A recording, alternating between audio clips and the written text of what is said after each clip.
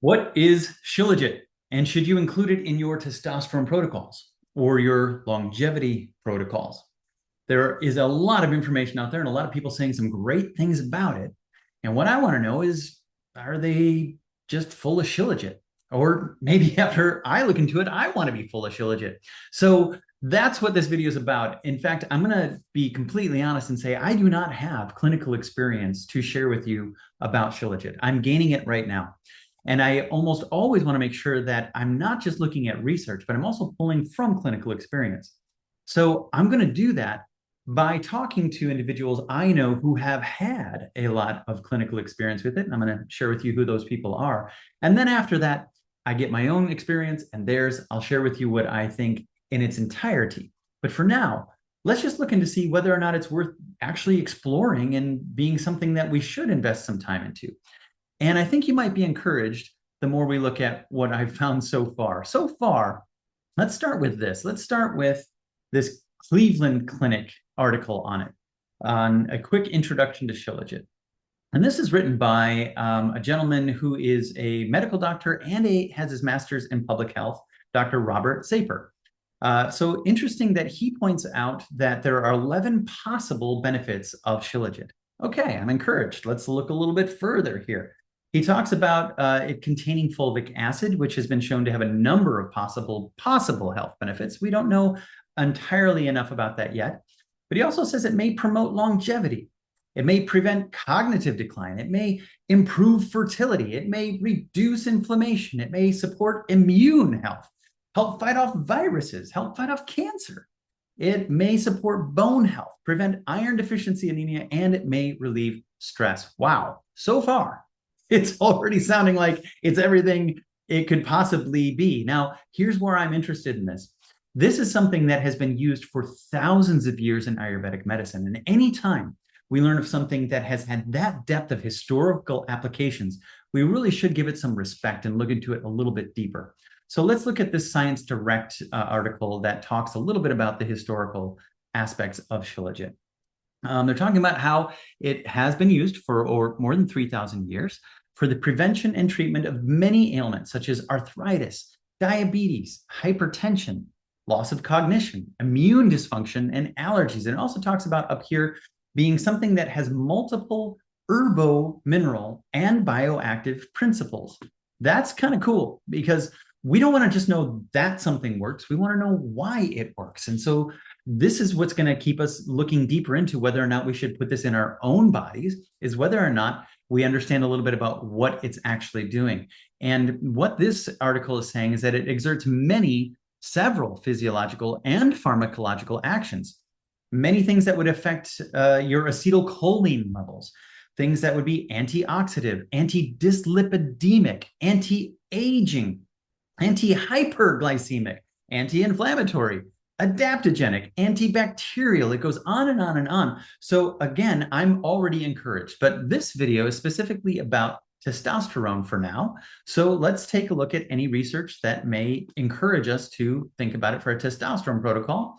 And here's a good one that actually shows it was being used in a randomized, double-blinded, placebo-controlled clinical study, which is the gold standard, at a dose of 250 milligrams twice a day.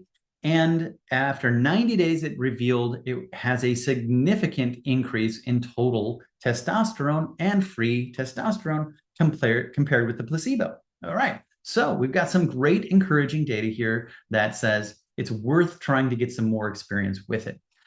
Now, here's the question for you.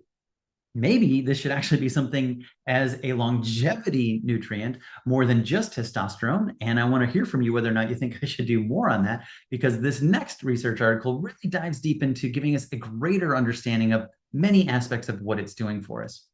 First of all, this whole article here is specific to precognitive activity, its potential in using Shilajit for this. So in this, it talks about the origins of this Shilajit being considered, something that, of course, has been around for a very long time. They talk about its fulvic acid, the fact that it is something that comes from a decomposition of plant materials, but it gets into the molecular composition of it. That's what I like to see here.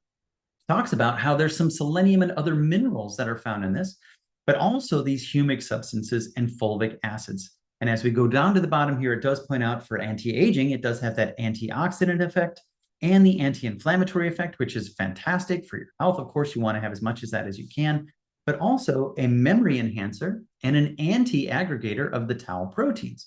So lots of interesting things that we can look at it from what it's actually doing in the body. And again, traditionally, I do like to give the respect to how it has been used in Ayurvedic medicine. And they call it a Rasayana. Now, what's a Rasayana? Well, first of all, Ayurvedic is an ancient system of medicine in the world. And this science of life deals with every aspect of life. And Ayurvedic has two aims: the promotion of health, something we should talk a lot more about, and the cure from disease. It seems like Western medicine is more focused on the cure from disease and less on the promotion of health. So it's interesting that a Rasayan may be employed for fulfilling both of these simultaneously, which is pretty cool. So it has aspects of longevity, memory, intelligence, freedom from disorders, youthful age, excellence of luster, complexion, and voice, and ultimate strength of physique and sense of organs, wisdom and successful words, and brilliance. Okay, hook me up, sign me up. Where can I get more of that? So Rasayana is pretty interesting thing. And in this context, benefits such as increase in longevity, rejuvenation, and arresting aging roles have been attributed to it. So yes, I should probably be looking at this for a longevity video as well. Now, here's what's kind of cool. It is consumed by people from Nepal and the north of India, and children usually take it with milk in their breakfast.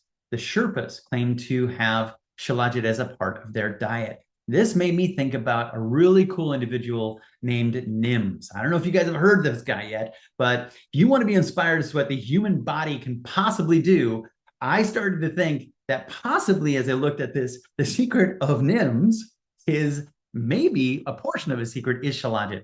This gentleman was able to climb 14 peaks in 7 months, which previously the record stood at under 8 years. He was able to do it in a 7-month window. So this is some superhuman feats here. I have a lot of respect for people who go above and beyond what we believe is possible. And this was actually called Possible, the Possible Mission.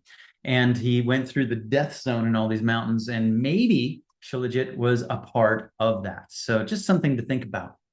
So there are a lot of new novel investigations into Shilajit as well, in its potential uses in certain diseases.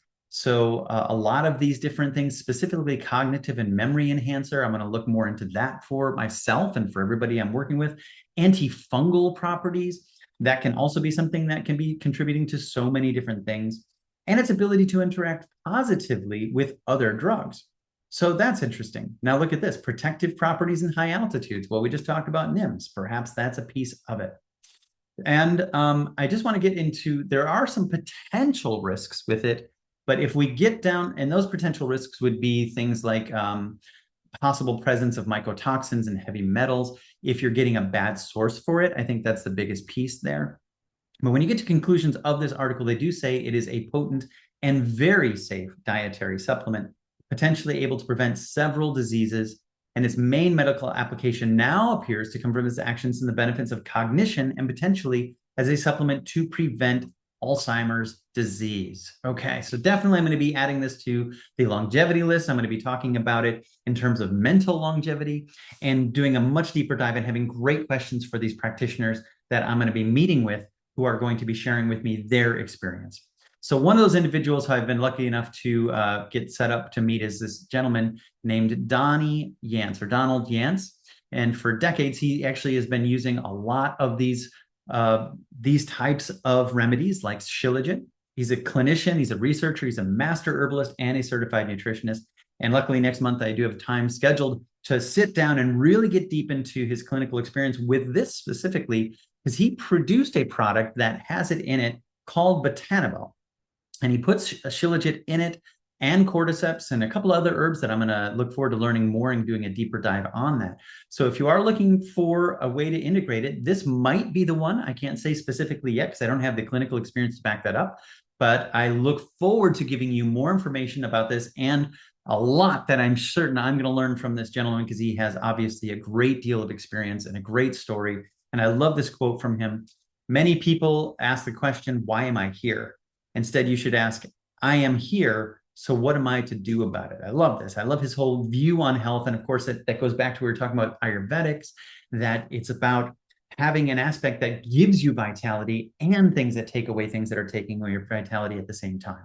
So I hope this was enough information to get you inspired and looking into this and learning more about it. I know that I'm going to be integrating it into mine, looking at the quality and the sourcing, of course, to make sure that it's not something that's going to be detracting as well. And then I'll do some follow-ups on this. And I would love to hear your feedback. And this is where this community of practitioners and people out there who know more than I do about this is important.